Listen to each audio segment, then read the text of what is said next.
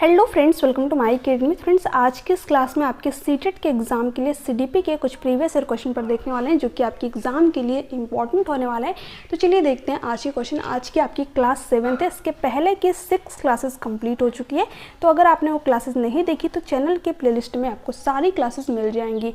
यहाँ पर अजर्शन आपको क्या दे रखा है, अभिकथन क्या दे रखा है, सामाजिकरण स्कूल में ही होता है जब बच्चे स्कूल जाना शुरू करते हैं। ये बात बिल्कुल गलत हो जाएगी। जो बच्चे की सामाजिकरण की प्रक्रिया है वो उसके स्कूल जाने से पहले ही शुरू हो जाती है। सबसे पहले बच्चा जन्म कहाँ लेता है? अपने परिवार में, ठीक है। और वहीं से जो बच्चे की सामाजिकरण की प्रक्रिया है वो शुरू हो जाती है। जैसे कि बच्चा का जैसे ही जन्म होता है, परिवार के सदस्य क्या करते हैं, उससे बातचीत करना, इंटरेक्ट करना शुरू कर देते हैं, ठीक है। कहते हैं अरे मेरा बच्चा, बट बच्चा तो उस टाइम बातचीत नहीं कर रहा है, बट कहीं ना कहीं वो चीज़ों को सीख वहीं से रहा है, ठीक है। बाद में वो उन चीज़ों पर रिएक्ट भी करता है। जैसे कि आप कहें अरे मेरा बच्चा, फिर बच्चा कहेगा हाँ, ठीक है। उसके बाद में बच्चा मम्मा खाना, मम्मा पानी, इस तरीके की चीज़ें भी बोलता है। यानी बच्चे का सामाजिकरण कहाँ से हो रहा है? उसके परिवार से, ठीक है। सबसे पहले कहाँ से हो रहा है? उसके फैमिली से। इसके बाद बच्चा अपने आस पड़ोस से के जो लोग होते हैं वहाँ से भी चीज़ों को सीखता है। फिर बच्चा मीडिया से भी चीज़ों को सीखता है। आपने देखा होगा जो छोटे छोटे बच्चे होते हैं अब तो वो भी फ़ोन चलाना शुरू कर दे रहे हैं, ठीक है। तो जिस तरीके के वो कार्टून देखते हैं कभी कभी, उसी लैंग्वेज में फिर बातचीत भी करते हैं। यानी बच्चा मीडिया से भी बहुत सारी चीज़ें सीख रहा है। इसके बाद कहीं जाकर के बच्चा स्कूल में जाता है, ठीक है, जहाँ पर उसको अनेक प्रकार के बच्चे मिलते हैं, अलग समाज के मिलते हैं, ठीक है, अलग संस्कृति के मिलते हैं। तो वहाँ से भी बच्चे का समाजीकरण होता है, ठीक है। यानी सामाजिकरण का कोई एक माध्यम नहीं होता है, अनेक माध्यम से जो है बच्चे का जो सोशलाइजेशन होता है वो होता है। उसके समाज से होता है, उसके आस पड़ोस से होता है, उसके फैमिली से होता है, स्कूल से होता है, ठीक है, मीडिया के थ्रू होता है। तो अनेक माध्यम है सोशलाइजेशन के, ठीक है। यहाँ पर क्या दे रखा था, सामाजिकरण स्कूल में ही होता है। तो ये बात कहना बिल्कुल गलत हो जाएगा। बट यहाँ पर देता है कि स्कूल में होता है तो सही था, बट स्कूल में ही होता है तो ये बात गलत हो जाएगा, ठीक है। यानी किसी एक पक्ष को ही यहाँ पर बढ़ावा दिया जा रहा है। स्कूल द्वितीयक सामाजिकरण की एकमात्र संस्था है। देखिए जो स्कूल होता है, ठीक है, ये क्या होता है, सेकेंडरी सोशलाइजेशन के अंतर्गत आता है। क्योंकि जो बच्चे के सामाजिकरण की प्रक्रिया वो उसके परिवार से शुरू हो रही है। तो परिवार क्या होता है, प्राथमिक सामाजिकरण का कारक होता है, ठीक है, प्राइमरी एजेंसी होती है। बट परिवार के बाद बच्चा जो है मीडिया से सीख रहा है, स्कूल से सीख रहा है, तो ये सारे क्या होते हैं, द्वितीयक सेकेंडरी सोशलाइजेशन होते हैं। यानी कि द्वितीयक सामाजिकरण की संस्थाएं होती हैं, है ना। बट यहाँ पर क्या दे रखा है, स्कूल ही सिर्फ जो है द्वितीयक सामाजिकरण की संस्था है। ये बात कहना गलत हो जाएगा। मीडिया भी होता है, ठीक है, संस्कृति भी होती है, सिर्फ स्कूल नहीं होता। तो दोनों ही बातें यहाँ पर गलत है। ए और आर दोनों ही गलत हो जाएंगे यहाँ पर, ठीक है। और ये क्वेश्चन आपके एग्जाम में कई बार बना है कि जो परिवार होता है ये क्या होता है, सामाजिकरण की प्राथमिक एजेंसी होती है, मुख्य इकाई होती है। और जो स्कूल होता है ये क्या होता है, द्वितीयक कारक होता है, ठीक है, यानी कि सेकेंडरी सोशलाइजेशन होता है। इसके अलावा मीडिया भी आपका द्वितीयक कारक के अंतर्गत आ जाएगा, ठीक है। तो ये सारे पॉइंट आपको ध्यान में रखने हैं। आगे चलते हैं। यहाँ पर आपका 4th ऑप्शन जो है करेक्ट है। नेक्स्ट है यहाँ पर, निम्न में से किस मनोवैज्ञानिक ने प्रतिपादित किया कि अंतःक्रिया कि बच्चे के भाषिक विकास में बहुत महत्वपूर्ण भूमिका है। देखिए एक मनोवैज्ञानिक है, ठीक है, जो कि है लेव वाइगोस्की, एक रूसी मनोवैज्ञानिक है, जो कि क्या कहते हैं, जो बच्चा होता है उसके संज्ञानात्मक विकास में समाज की महत्वपूर्ण भूमिका होती है। बच्चा किस तरीके के समाज में रह रहा है, ठीक है, किस तरीके के आसपास का उसका माहौल है, वहाँ से बच्चा जो है बहुत सारी चीज़ें सीखता है और वो क्या करती है, उसके विकास को प्रभावित करती है, ठीक है। तो जो समाज होता है वो भी बच्चे के विकास को प्रभावित करता है। बच्चा वहाँ से भी बहुत सारी चीज़ें सीखता है।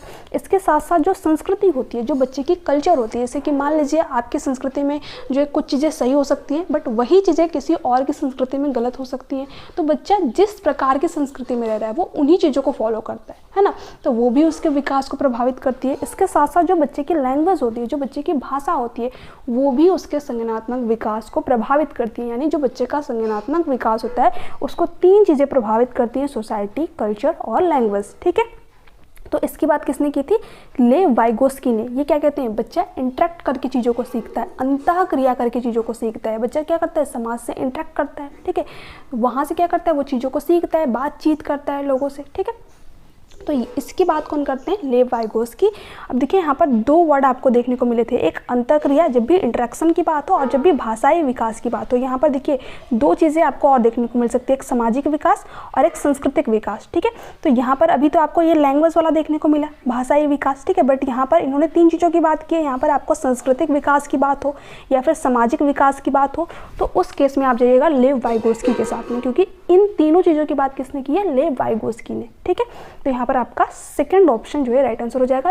एक ही क्वेश्चन को जो है अलग अलग तरीके से पूछा गया है, कभी यहाँ पर जो है भाषाई विकास ना लिख करके ये लोग क्या लिख देते हैं, सांस्कृतिक टूल। ठीक है, सांस्कृतिक जो है सांस्कृतिक विकास की बात किसने की है या फिर सामाजिक विकास की बात किसने की है, तो किसने की है, लेव वाइगोस्की ने। ठीक है, तो 3 पॉइंट आपको अच्छी तरीके से ध्यान रखना है। इसके साथ साथ इंटरेक्शन, ठीक है, बच्चा क्या करता है, इंटरेक्ट करके चीज़ों को सीखता है।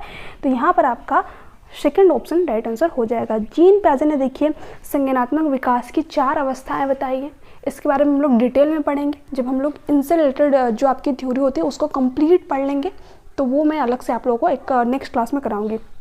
BF स्किनर से आपके एग्जाम में क्वेश्चन नहीं आता है, बट आपके सिलेबस में दे रखा है। ठीक है, तो सिर्फ आपको ऑप्शन में ही देखने को मिलते हैं, तो इनको आप जो है स्किप ही कर दीजिएगा, इनको मत पढ़िएगा।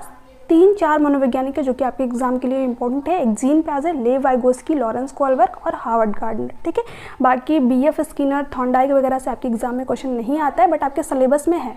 बट यहाँ से अगर हम देखें तो लगभग पिछले 5 या 7 सालों में आपके एग्जाम में कोई भी क्वेश्चन नहीं आया है। ठीक है, बट इन चीज़ों के बारे में भी जानना आपके लिए जो है ज़रूरी हो जाता है। आपने पढ़ाई होगा जब BEd या फिर DELED किया होगा तो। इसके अलावा नोम चोम्स्की, यहाँ से भी आपके एग्जाम में क्वेश्चन आता है। तो ठीक है, तो ये भी इंपॉर्टेंट है। इन्होंने लैंग्वेज एक्विजिशन डिवाइस की बात की है, यानी जो बच्चा होता है उसके जो दिमाग होता है उसमें क्या होता है, लैंग्वेज एक्विजिशन डिवाइस होता है, यानी बच्चा क्या करता है, अपने इन्वायरमेंट से भाषा को जो है एक्वायर कर लेता है। ठीक है, तो इन सभी चीज़ों के बारे में हम लोग थ्योरी क्लासेस में पढ़ेंगे, वो मैं आप लोगों को जल्दी स्टार्ट करूँगी।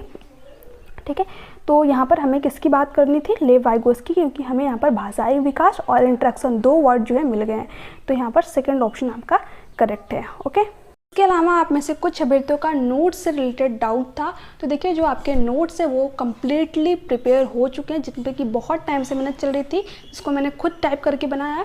तो आपके नोट्स कम्प्लीटली बन करके तैयार हो चुके हैं। बहुत सारे अभ्यर्थी ऑलरेडी ले चुके हैं नोट्स को, तो अगर आपको वो नोट्स चाहिए तो स्क्रीन पर एक आपको कॉन्टैक्ट नंबर जो है शो हो रहा होगा, वहाँ से आप मुझे व्हाट्सएप पर मैसेज कर सकते हैं।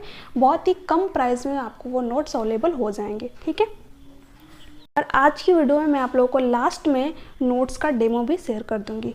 तो अब देखिए ये क्वेश्चन आप सभी के लिए यहाँ पर इंपॉर्टेंट हो जाता है। क्वेश्चन क्या दे रखा है, तार्किक गणितीय बुद्धि की क्षमताओं में क्या शामिल है। एक मनोवैज्ञानिक है हार्वर्ड गार्डनर, जिन्होंने कि थ्योरी ऑफ मल्टीपल इंटेलिजेंस दिया है, यानी कि बहुबुद्धि का सिद्धांत दिया है।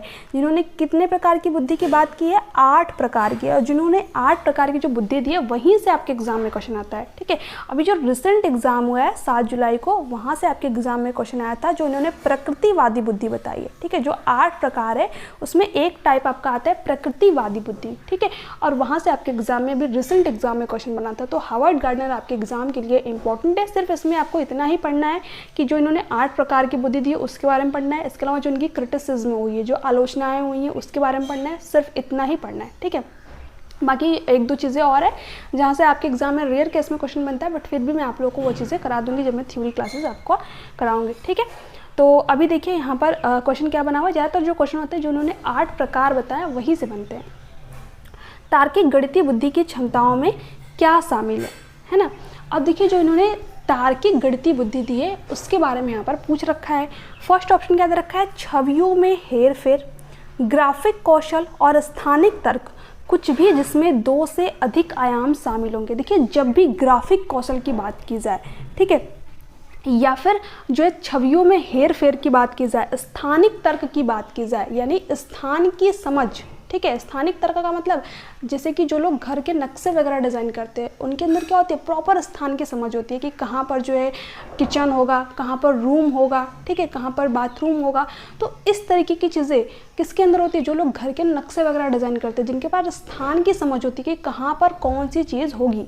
ठीक है, तो उनके अंदर कौन सी बुद्धि होती है, स्थानिक बुद्धि होती है, यानी कि स्थान की समझ।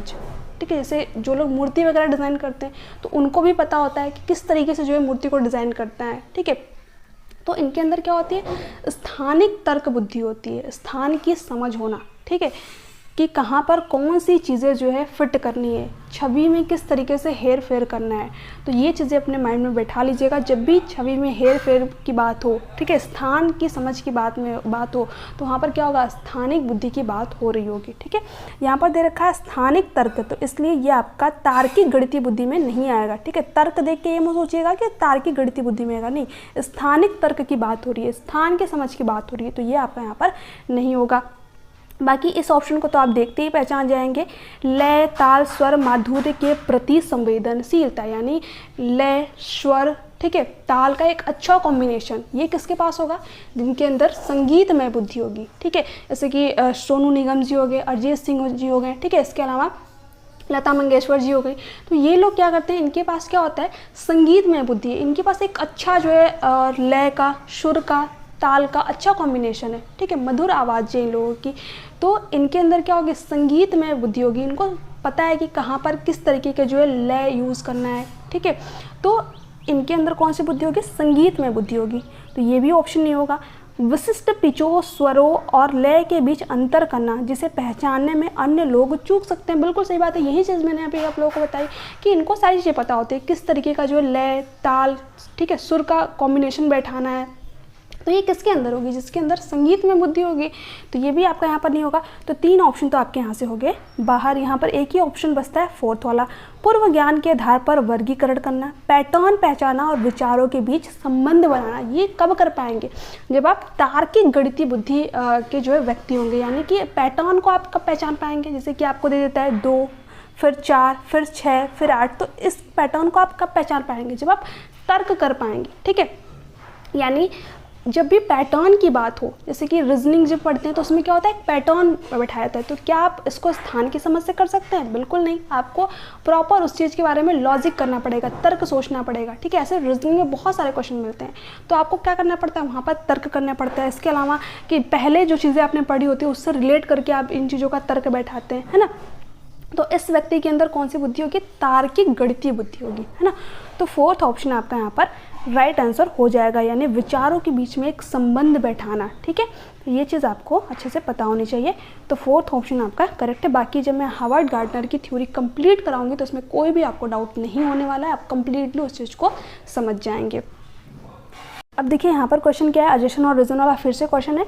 किशोरों की जेंडर भूमिकाओं व रूढ़िवादियों के प्रति दृष्टिकोण और मूल्यों को निर्धारित करने में विज्ञापन और फिल्में एक बड़ा प्रभाव डालती हैं। बिल्कुल सही बात है। ठीक है, आपने देखा होगा सीरियल वगैरह जो आते हैं उसमें अक्सर करके क्या दिखाया जाता है, जो महिलाएं हैं वो घर के काम करेंगी, ठीक है, बच्चों की देखभाल करेंगी, और जो मेल लोग होते हैं, जो पुरुष होते हैं, वो क्या करते हैं, बाहर के काम करते हैं, ऑफिस में काम करेंगे। ठीक है, तो कहीं ना कहीं जो मीडिया है वो क्या कर रहा है, स्टीरियोटाइप को बढ़ावा दे रहा है। ठीक है, बहुत ही कम ऐसे सीरियल होते हैं जहाँ पर लड़कियों को जो है बाहर काम करते हुए दिखाया जाता है और जो लड़के होते हैं उनको घर में काम करते हुए दिखाया जाता है। ठीक है, क्योंकि हमारे समाज में इसी तरीके की चीज़ें चली आ रही है, तो मीडिया भी क्या कर रहा है, कहीं ना कहीं स्टीरियोटाइप को बढ़ावा दे रहा है ना। जो चीज़ें हम देखेंगे वही चीज़ें हम सीखेंगे, तो मीडिया भी क्या कर रहा है, इसी चीज़ को बढ़ावा दे रहा है, स्टीरियोटाइप को। अब तो मतलब हालांकि काफ़ी सारे ऐसे सीरियल आ गए जिसमें कि जो लड़कियां होती हैं बाहर के काम करते हुए भी दिखाई जाती है, बट अगर आप पहले के सीरियल देखो, ठीक है, अभी भी बहुत सारे ऐसे सीरियल हैं जहाँ पर ये चीज़ें दिखाई जा रही हैं, तो कहीं ना कहीं वहाँ से भी बच्चा जो चीज़ों को सीख रहा है, उसका समाजीकरण हो रहा है। अब वही चीज़ें वो देखेगा कि पापा तो बाहर के काम करते हैं, मम्मी तो घर के काम करती है। ठीक है, सीरियल में भी वही देख लिया वो, तो फिर वही चीज़ें सीखेगा। तो ये चीज़ आपके यहाँ पर सही है।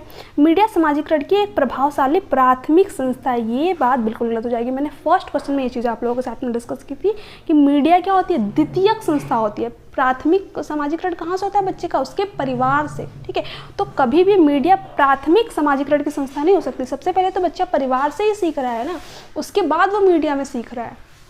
अगर मान लीजिए एक बच्चा है जो कि अपने घर में कभी मम्मी को काम करते हुए देखा ही नहीं है, वो देख रहा है कि पापा काम कर रहे हैं, मम्मी तो ऑफिस के काम कर रही है, तो वो अगर मान लीजिए वो मीडिया में कुछ चीज़ें देख भी लिया तो वहाँ से जो स्टीरियोटाइप वो कुछ कम फॉलो करेगा, ज़्यादा नहीं फॉलो करेगा। ठीक है, या फिर हो सकता है फॉलो ही नहीं करा, क्योंकि घर में तो वो अपनी चीज़ें कुछ और देख रहा है ना। तो मीडिया प्रभावित करेगी, बट सबसे ज़्यादा क्या प्रभावित करेंगे, जो चीज़ें बच्चा फैमिली में देख रहा है। ठीक है, तो यहाँ पर जो रीज़न है ये गलत दे रखा है, अजेशन आपका सही दे रखा है, क्योंकि यहाँ पर दे रखा है प्राथमिक संस्था है, मीडिया द्वितीयक संस्था होती है, सेकेंडरी एजेंसी होती है ना। तो ए सही है लेकिन आर गलत है, तो 3rd ऑप्शन आपका यहाँ पर राइट आंसर हो जाएगा। ठीक है, नेक्स्ट है, विभिन्न पृष्ठभूमि के बच्चों के सीखने की सुविधा के लिए शिक्षकों को चाहिए कि वे गैर प्रासंगिक पाठ्यक्रम का पालन करें। ये तो बिल्कुल गलत चीज़ हो जाएगी। यानी बच्चा रह रहा है इंडिया में, आप एग्जांपल दें यूएसए का, ठीक है, तो इस तरीके की चीज़ें नहीं करनी है। बच्चा जिस समाज में रह रहा है, जिस तरीके की संस्कृति से आ रहा है, उसी टाइप का जो है आप उसको एग्जाम्पल भी दीजिए ताकि बच्चा वहाँ से रिलेट कर पाए, ठीक है। ऐसा नहीं कि बच्चा कहीं रह रहा है इंडिया में, आप दे रहे हैं यूएसए का एग्जाम्पल, किसी और देश का एग्जाम्पल दे रहे हो, तो बच्चा उन चीज़ों को देखा ही नहीं है तो क्या समझ पाएगा उसके बारे में, ठीक है। तो गैर प्रासंगिक पाठ्यक्रम का पालन नहीं करना है, प्रासंगिक पाठ्यक्रम का पालन करना है। जिसको बच्चा देख रहा है, अपने आसपास महसूस कर रहा है, आप उन चीज़ों से रिलेट करके बच्चों को पढ़ाइए, ठीक है। तो जब भी गैर प्रासंगिक पाठ्यक्रम की बात हो तो आपका ये ऑप्शन नहीं होगा, ठीक है। विभेदित निर्देश लागू करना, बिल्कुल सही बात है। विभेदित निर्देश का मतलब, थोड़ा इसको इंग्लिश में देखिए, डिफरेंशिएटेड इंस्ट्रक्शन, ठीक है, यानी अलग अलग तरीके से बच्चों को पढ़ाना, क्योंकि हर बच्चा एक ही तरीके से चीज़ों को नहीं सीखता है, ठीक है। अब मान लीजिए क्लासरूम में, इसमें अनेक प्रकार के बच्चे होते हैं, अनेक संस्कृति के बच्चे होते हैं, अनेक समाज के बच्चे होते हैं, तो क्या हर बच्चा एक ही तरीके से चीज़ों को सीखेगा? बिल्कुल नहीं, ठीक है। तो हमें क्या करना चाहिए, क्लासरूम में अलग अलग टीचिंग मेथड का यूज करना चाहिए, ठीक है। जो टीचिंग लर्निंग मटेरियल होते हैं उसके थ्रू बच्चे को सिखाना चाहिए। हो सकता है कोई बच्चा किसी और मेथड से सीख जाए और कोई बच्चा किसी और मेथड से सीख जाए, तो कभी भी एक तरीके से बच्चों को नहीं पढ़ाना चाहिए, अलग अलग तरीके से पढ़ाना चाहिए, क्योंकि बच्चा अलग समाज से आया है, अलग संस्कृति से आया है, उसके अंदर क्या है, इंडिविजुअल डिफरेंसेस है, व्यक्तिगत विभिन्नता है, बच्चा खुद अपने आप में अलग है, ठीक है। हर बच्चा अपने आप में यूनिक है। कुछ बच्चे जल्दी सीख जाते हैं, कुछ बच्चे जो है थोड़ा सा बाद में सीखते हैं, उन पर कुछ एक्स्ट्रा मेहनत करनी पड़ती है ना। तो बच्चे के लिए हमें क्या करना चाहिए, अलग अलग टीचिंग मेथड का यूज करना चाहिए ताकि हर बच्चा सीख सके। तो हमें क्या करना चाहिए, डिफरेंशिएटेड इंस्ट्रक्शन जो है लागू करना चाहिए। ये बात आपकी बिल्कुल सही है। मानकीकृत मूल्यांकन का पालन करना, यानी सीखने के सिर्फ एक ही तरीके पर फिक्स हो जाना, हम तो इसी मेथड से पढ़ाएंगे, बच्चा सीखे या फिर नहीं सीखे, तो ये बिल्कुल गलत चीज़ होती है, ठीक है। एक ही तरीके का फॉलो नहीं करना है, एक ही तरीके से बच्चे का इवैल्यूएशन नहीं करना है, बच्चे का अलग अलग तरीके से मूल्यांकन करना है। बच्चा जब सीख एक तरीके से नहीं रहा है तो उसका हम इवैल्यूएशन एक तरीके से कैसे कर सकते हैं, ठीक है। उसके हर पक्ष का मूल्यांकन कीजिए, सिर्फ पेपर पेंसिल टेस्ट ले लिया और पता चल गया कितने नंबर आ गए, तो ये चीज़ें गलत होती है, ठीक है। आप देखिए कि बच्चा जो है एक्टिविटी कितना कर रहा है, ठीक है, उसके अंदर कौन सी स्किल्स अच्छी है। तो हमें बच्चे के अनेक बच्चों की जांच करनी है, सिर्फ एक बच्चे की नहीं, तो ये बात बिल्कुल गलत है। बहिष्करण प्रथाओं का अभ्यास करें, तो ये बात भी यहाँ पर बिल्कुल गलत है। यानी जो बहिष्कृत प्रथाएं हैं उनका अभ्यास कराएं, तो अभ्यास तो बच्चों को कराना ही नहीं है, बल्कि ऐसा इन्वायरमेंट क्रिएट कर दीजिए कि बच्चा खुद उन चीज़ों के बारे में जाने, खुद इन चीज़ों के बारे में क्वेश्चन करे, सीखे, ठीक है। तो ये बात भी गलत हो जाएगी। यहाँ पर सेकेंड ऑप्शन जो है सबसे अप्रोप्रिएट है, सबसे सही है आपका, ठीक है। तो ये पॉइंट आपको ध्यान में रखना है, यहाँ से आपके एग्जाम में बहुत क्वेश्चन आते हैं, है ना। नेक्स्ट क्वेश्चन क्या है, इन ए प्रोग्रेसिव क्लासरूम लर्निंग, एक प्रगतिशील कक्षा में सीखना। देखिए जो प्रोग्रेसिव क्लासरूम है वो क्या कहती है कि बच्चा एक्टिव होना चाहिए, सक्रिय होना चाहिए, बच्चा खुद ज़्यादा से ज़्यादा एक्टिविटी करके किसी चीज़ को सीखे, है ना। क्योंकि जब बच्चा एक्टिविटी करके किसी चीज़ के बारे में जानता है, सीखता है, तो जो ज्ञान होता है वो लंबे टाइम के लिए बना रहता है, लंबे टाइम के लिए उस चीज़ों के बारे में बच्चा जान पाता है ना, क्योंकि बच्चे ने खुद एक्टिविटी की है। यहाँ पर बच्चा बेहतर तरीके से चीज़ों को सीख पाता है। इसके साथ साथ बच्चे को ग्रुप लर्निंग कराइए, क्योंकि जब बच्चा ग्रुप लर्निंग करता है, अपने पीयर ग्रुप के साथ में, अपने साथी समूह के साथ में चीज़ों को सीखता है, तो वहाँ पर उसके विचारों का आदान प्रदान होता है, ठीक है। और जो उसकी समझ होती है वो क्या होती है, बेहतर होती है, ठीक है। तो यही कहती है प्रगतिशील क्लासरूम, प्रगतिशील कक्षा, कि बच्चे को ज़्यादा से ज़्यादा एक्टिव रखिए, सक्रिय रखिए, क्योंकि सीखना क्या है, एक सक्रिय और सामाजिक प्रक्रिया है ना। बच्चा जो है जब ग्रुप लर्निंग करता है तो उसकी स्किल्स भी डेवलप होती है ना। तो यहाँ पर सेकंड ऑप्शन राइट आंसर हो जाएगा। जो प्रगतिशील कक्षा है इसके बारे में एक पॉइंट ध्यान रखिएगा कि ये क्या कहती है कि बच्चा एक्टिव होना चाहिए, सक्रिय होना चाहिए। तो इस वर्ड को ध्यान में रखिएगा, आपके एग्जाम में क्वेश्चन गलत नहीं होंगे, है ना। व्यक्तिवादी और निष्क्रिय, देखिए निष्क्रिय नहीं होना चाहिए बच्चे से, कि हम लोग के टाइम में क्या होता था, टीचर क्लासरूम में आते थे और जो भी अपना रहता था सैंपल पे पढ़ा के चले जाते थे, बाकी बच्चे क्लासरूम में सो रहे हैं, है ना। तो इस तरीके की चीज़ें नहीं करनी है, बच्चे को खुद एक्टिविटी कराइए, है ना। बच्चा खुद एक्टिव हो, किसी कार्य को खुद करके सीखे, निष्क्रिय नहीं हो। तो ये बात आपकी यहाँ पर गलत है। परीक्षा उन्मुख, यानी कि सिर्फ परीक्षा पर ही पूरा का पूरा फोकस हो कि नहीं अच्छा स्कोर करना है, अच्छा स्कोर करना है, तो ये बात गलत हो जाएगी। बच्चा जब चीज़ों को सीख पाएगा, अच्छे से बेहतर तरीके से समझ पाएगा, तो एग्ज़ाम में तो स्कोर अपने आप ही अच्छे आ जाएंगे, है ना। तो हमें एग्ज़ाम पे फोकस नहीं करना है, ठीक है। यानी एग्ज़ाम ओरिएंटेड नहीं क्लासरूम क्रिएट करनी है, बल्कि हमें बच्चे के सीखने पर ध्यान देना है। बच्चा जब सीख पाएगा किसी चीज़ को, तो एग्ज़ाम में बेहतर स्कोर अपने आप आ जाएंगे उसके, है ना। तो ये बात गलत है। पाठ्य पुस्तक केंद्रित, अब हम लोग के टाइम में तो यही होता था, पाठ्य पुस्तक केंद्रित ही होती थी। टीचर आते थे क्लासरूम में, जो किताब होती थी उसको खोलते थे, उसके बाद में पढ़ा करके चले जाते थे। यानी कि हम लोग कुछ मतलब एक्टिव ही नहीं रहते थे, टीचर ही आए, सब कुछ बताएं, सुने हम लोग, फिर टीचर बाहर चले गए क्लासरूम के। बट यहाँ पर जो पाठ्य पुस्तक केंद्रित शिक्षा है इसको मना कर दिया गया है, यानी इसका कम से कम यूज। किसका यूज करना है? चाइल्ड सेंटर्ड एजुकेशन की बात की गई है। बच्चा केंद्र में हो, बच्चा एक्टिविटी करे, टीचर कैसा होना चाहिए? एज ए फैसिलिटेटर, सुविधादाता है। जहाँ पर लगे कि जो है बच्चे को कहीं पर ज़रूरत है, बच्चा जो है कहीं पर जो है सीखने में उसको प्रॉब्लम आ रही है, समस्या आ रही है, तो टीचर क्या करे? उसको फैसिलिटेट करे, सुविधादाता, सुगम बनाए उस चीज़ को। ठीक है, फॉर एग्जांपल बच्चा कोई चीज़ सीख रहा है, उसमें जो है थोड़ा सा जो है उन चीज़ों को सही से सॉल्व नहीं कर पा रहा है, तो टीचर सिर्फ एक हिंट दे ताकि बच्चा खुद उन चीज़ों के बारे में जाने, खुद उन चीज़ों के बारे में सीखे। ठीक है, बट टीचर क्या करे? उस चीज़ को सुगम बनाए। ठीक है, तो ये भी बात गलत है, ये भी गलत है। यहाँ पर सेकेंड ऑप्शन आपका करेक्ट है। आई होप कि ये क्वेश्चन आप लोगों को समझ में आया होगा। अब यहाँ से आपके एग्जाम में क्वेश्चन आता है, प्रतिभाशाली अधिगमकर्ता के संदर्भ में लीक से हटकर सोचने का इस्तेमाल किसके लिए किया जाता है? देखिए, इस क्वेश्चन को आप इंग्लिश में ही देखिएगा, क्योंकि यहाँ पर जो ऑप्शन होते हैं, ठीक है, उसमें आपको अलग अलग हिंदी में वर्ड देखने को मिलेंगे। देखिए, जो गिफ्टेड चाइल्ड होते हैं, है ना, जो प्रतिभाशाली अधिगमकर्ता होती है, इनके अंदर किस तरीके की थिंकिंग होती है? डाइवर्जेंट थिंकिंग होती है, यानी कि अपसारी चिंतन होता है। अपसारी चिंतन का मतलब क्या हो गया? बच्चा जो है अलग अलग डायरेक्शन में चीज़ों को सोच पाता है, जैसे एक ही क्वेश्चन को वो कई तरीके से सॉल्व कर लेगा। ठीक है, यानी उसके अंदर क्या होती है? डाइवर्जेंट थिंकिंग होती है। ये वर्ड ध्यान में रखिएगा कि जो भी गिफ्टेड चाइल्ड होगा उसके अंदर क्या होगी? डाइवर्जेंट थिंकिंग होगी। वो अलग अलग डायरेक्शन में चीज़ों को सोच पाएगा, कर पाएगा, एक ही क्वेश्चन के मल्टीपल सोल्यूशन वो बता पाएगा, है ना। तो ये होती है आपकी डाइवर्जेंट थिंकिंग, अपसारी चिंतन। ठीक है, जिसमें बच्चा अलग अलग डायरेक्शन में कई तरीके की चीज़ें सोच पाता है, यानी एक ही पॉइंट पर फिक्स नहीं होता है, वो अलग अलग तरीके से किसी भी प्रॉब्लम को सॉल्व कर सकता है, किसी भी क्वेश्चन को सॉल्व कर सकता है। ठीक है, तो इसको आप ध्यान रखिएगा कि अपसारी चिंतन यानी कि डाइवर्जेंट थिंकिंग, है ना।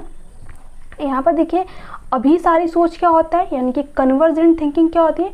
जब किसी एक ही सोल्यूशन पर फिक्स हो जाना। ठीक है, एक आपका जैसे मान लीजिए कोई प्रॉब्लम थी, उसके एक ही सोल्यूशन पर फिक्स हो गए, यानी कि क्लोज एंडेड थिंकिंग। एक तरीके से एक ही समस्या के सोल्यूशन पर फिक्स हो जाना कि हमें तो एक ही सोल्यूशन आता है।